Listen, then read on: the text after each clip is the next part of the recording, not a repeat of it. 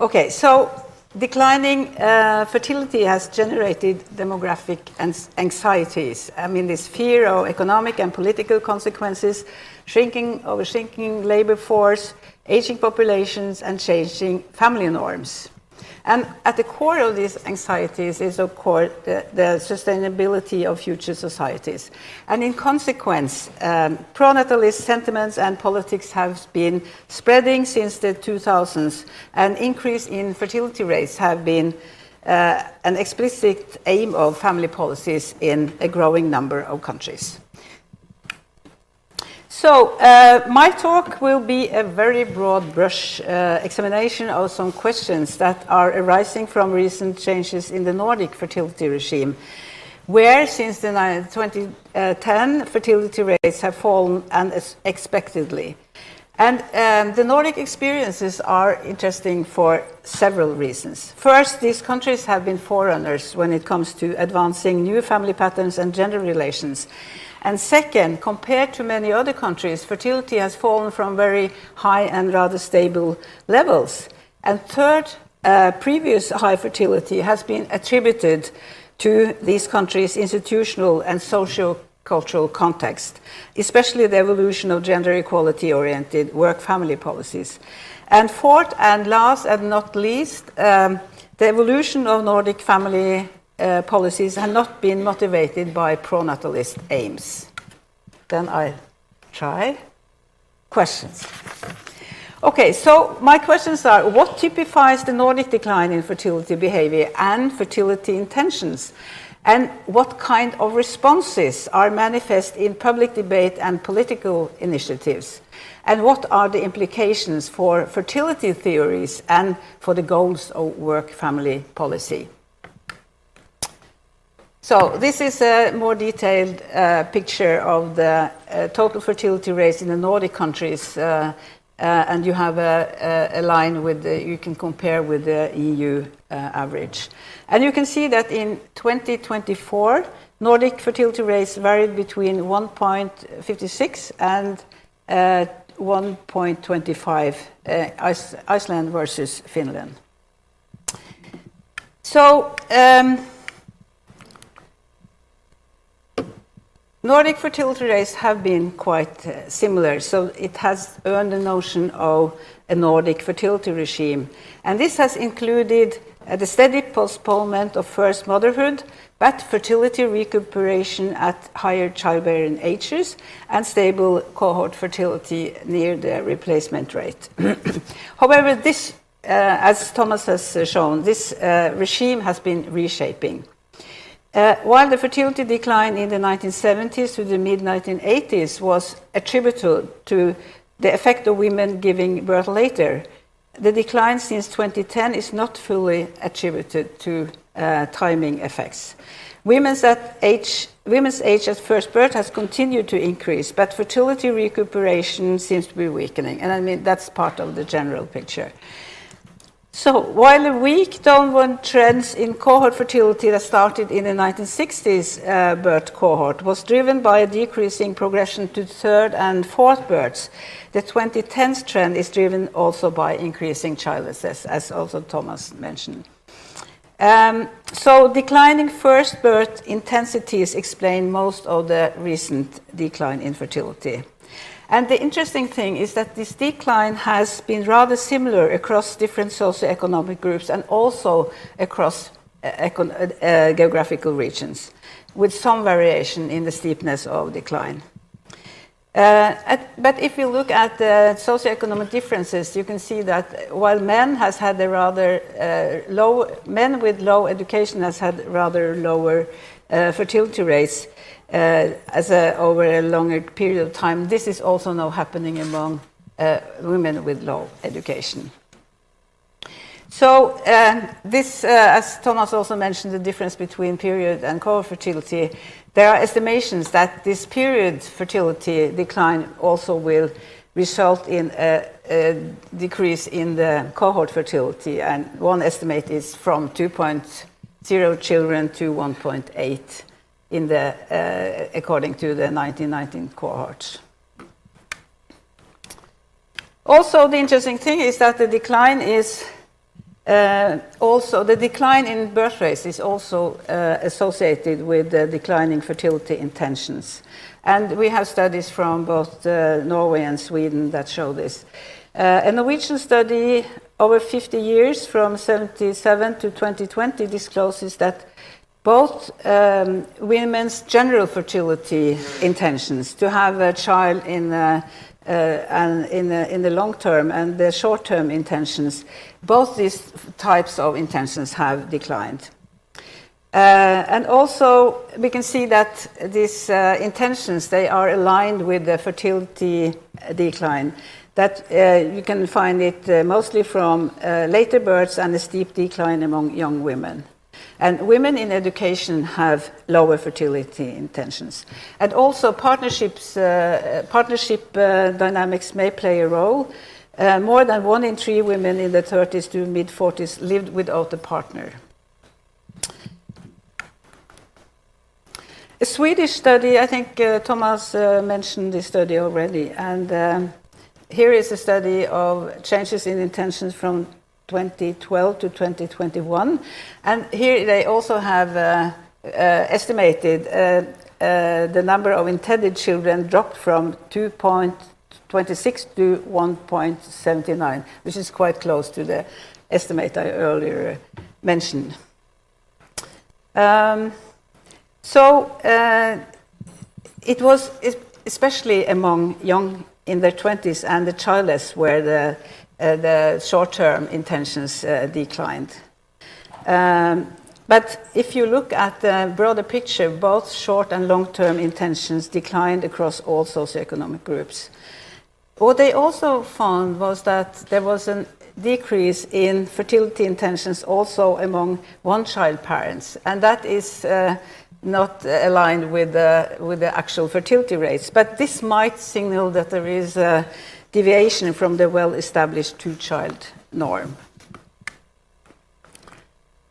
So what the study suggests is that people have become more hesitant and uncertain about whether to have a child soon or ever.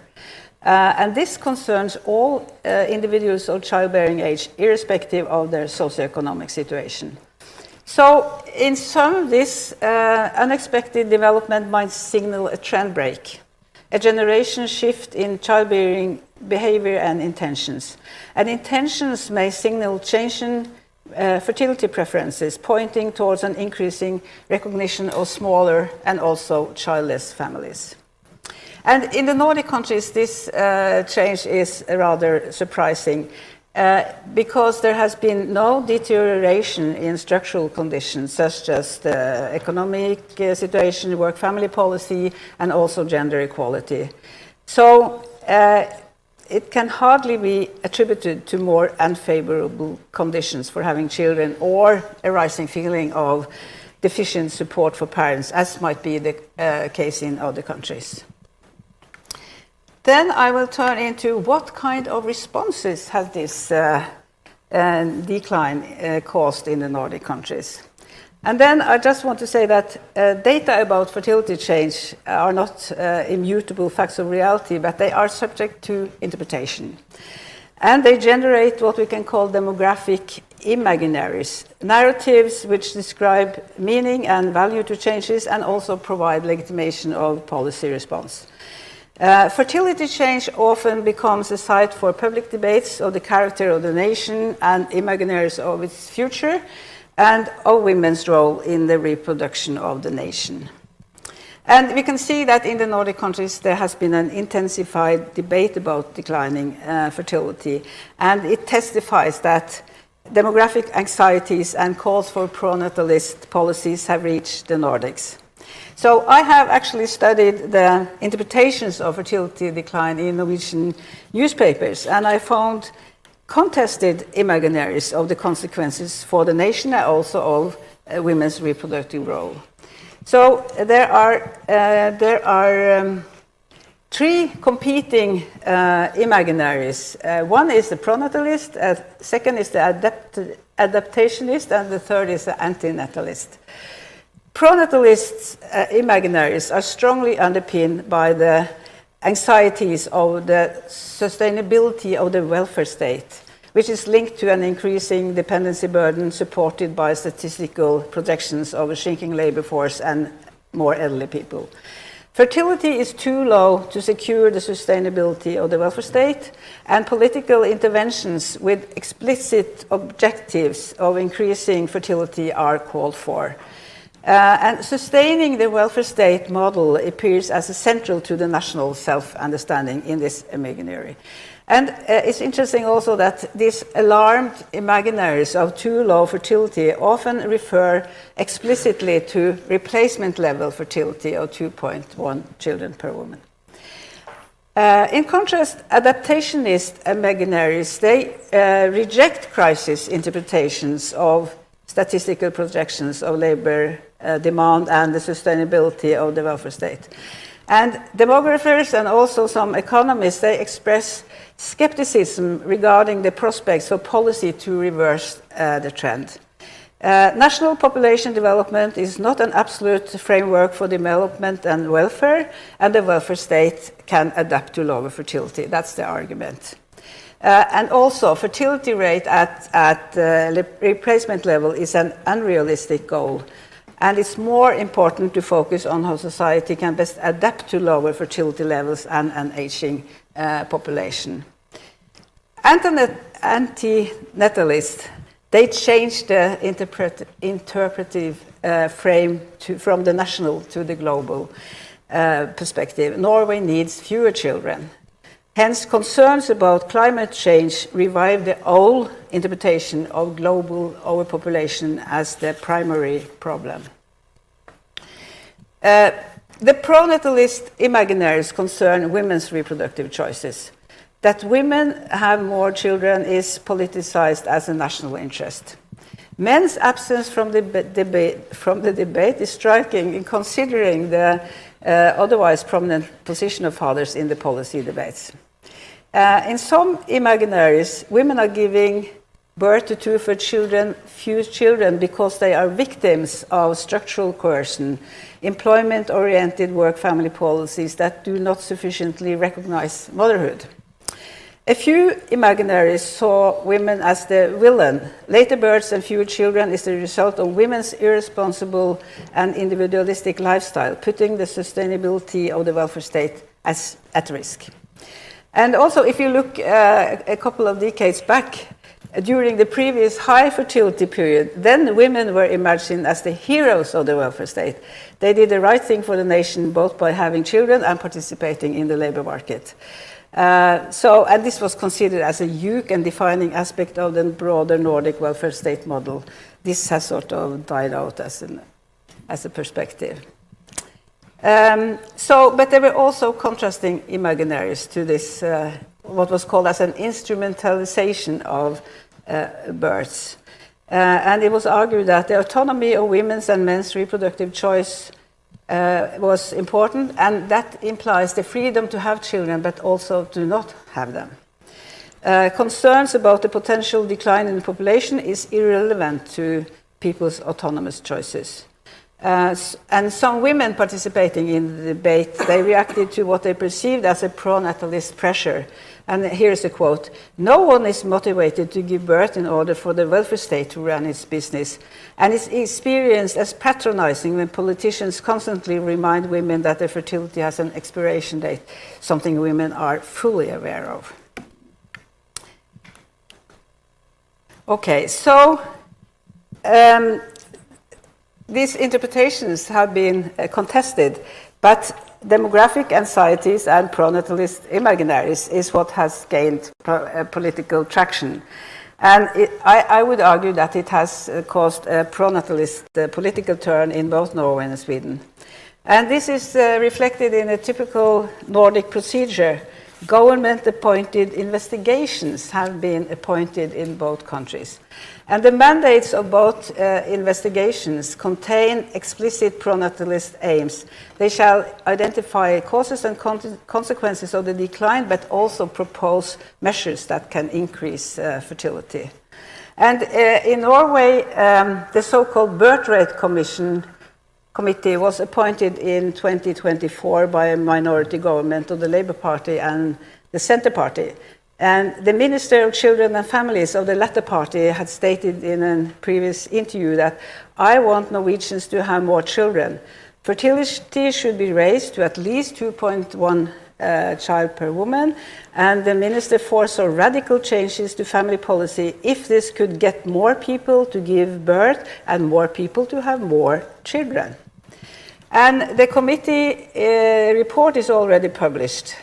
The main proposals are rather broad, including reducing exclusion, a faster transition to parenthood, and a better housing market for families with children, and a better balance between working time and family time among parents with children. And the overarching aim is to making it easier to have children at a younger age and to have more children. And the committee expressed special concern about adults in their 20s, where the decline in birth rates had been most pronounced. Hence, among the measures are economic incentives for parents under the age of 30.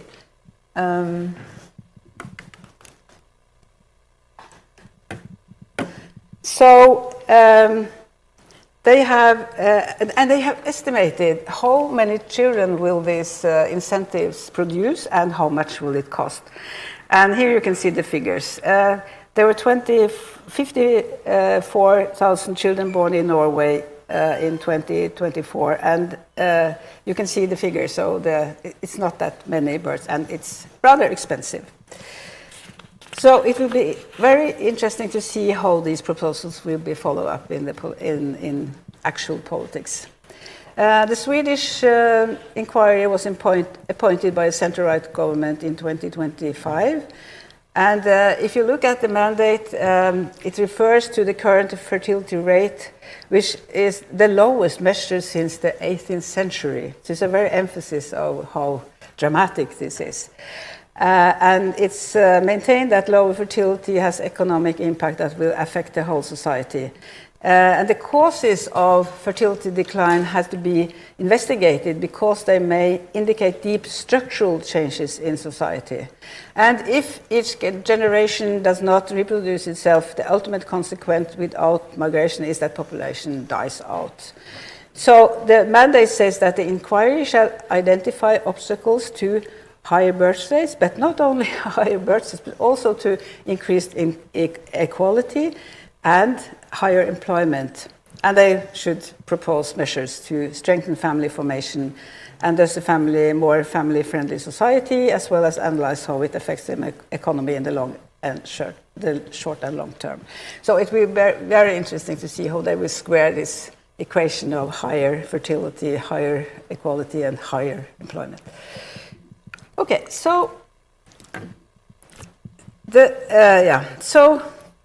what is my reading of these inquiries is that they are legitimated by the assumed existence of a child gap, resulting from structural barriers towards people realizing the higher fertility preferences that they have.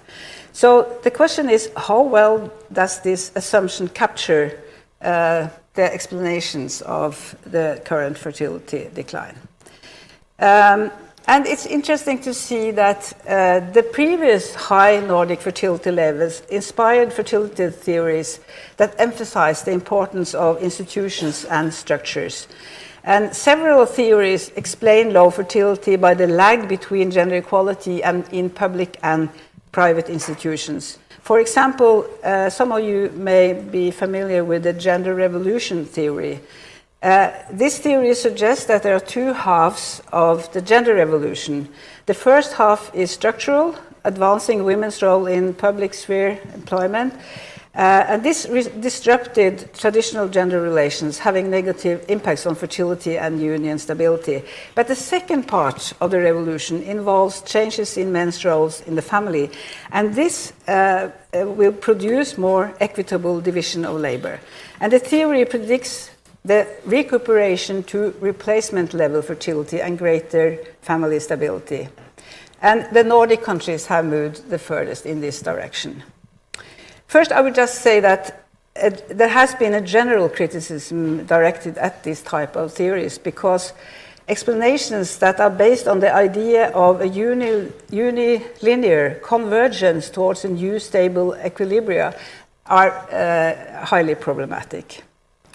But also in light of the current Nordic fertility decline, these types of theories are increasingly questioned. The mechanisms that underlie the Nordic decline are unclear, but evidence points beyond the influence of family policy and gender equality. And you can also argue that high levels of gender equality and work-family policies in these countries have eradicated many of the obstacles that for family formation that still exist in many other societies. So the plausibility of a fertility reversal to higher levels of fertility seems rather weak.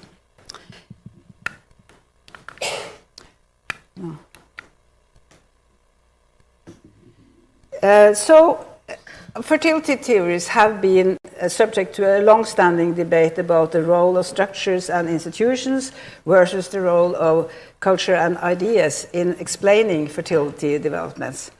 And scholars, Nordic scholars now are turning towards new theories and explanations going beyond structures and institutions. For instance, based on the Swedish development, scholars suggest a subjective turn where the decision to become a parent has become less determined by different factual circumstances and more by perceived certainties, uncertainties, and subjective imaginations of the future, which is including less foreseeable and controllable uncertainties related to the global development that has little to do with the Swedish situation. And this is in parallel to what Thomas talked about. Another example is that based on this study of the changing intentions in Norway, these authors are arguing that maybe theories that are considering individualization and self-realization as key factors are more relevant to understand the changes in childbearing. So the Nordic fertility decline also questions the prediction of high fertility in the presence of high gender equality. A recent study contends that fertility intentions expose a gender equality fertility paradox in the Nordic countries. Among men and women without children, those holding non-egalitarian gender role attitudes show the highest intentions to have children, while egalitarians, which is the largest group in this population, shows the lowest. So egalitarians prioritize parenthood as a life goal lower. But it's interesting also that among those already parents, attitude profiles and intentions of another birth are not associated. So I think that this raises interesting questions that we might look more into interactions between institutions and culture. Family policy system may have varying impacts on different stages in the family formation. Final point, what are work-family policies for? It is pointed out that low fertility was long viewed as a temporary and it was expected to reverse with further development as gender equality improves and social development continues. But new data shows no rebound. Fertility has continued to fall. And some demographers argue that in regard to pronatalist policies, it's very unclear what fertility levels should be considered optimal from a societal perspective. Moreover, persistently low fertility does not necessarily lead to adverse economic outcomes. It's actually argued that under certain conditions it may align with improved societal well-being. And I also want to make the point that continuous spread of gender egalitarian attitudes may not lead to rising fertility rates. And this idea has actually been criticized before, that as a very simplistic and empirically doubtful idea. And I think it can be argued that gender equality should not be used instrumentally. It is a goal in its own right. And if you look at the Nordic countries, they have endorsed gender equality without looking at its fertility impact. It's integrated to a broader political concept of social rights and of social and economic equality for all. Research suggests a relatively weak link between family policy intervention and quantum changes in fertility. And several scholars call for a rethinking about the goals of work-family policy. For example, Gauthier and Gittel-Basten, they argue that a successful family policy should be measured by how it contributes to the welfare of families with children, rather than how it impacts on fertility. And what is needed is a holistic approach to policy making, one that prioritizes enhancing people's opportunities and quality of life as a means of achieving desired social outcomes, including higher fertility. Signaling broad support for families is probably the strongest support for fertility. And to me, this sounds very much like what we have been thinking of as the old Nordic work-family policy design. Thank you for your attention.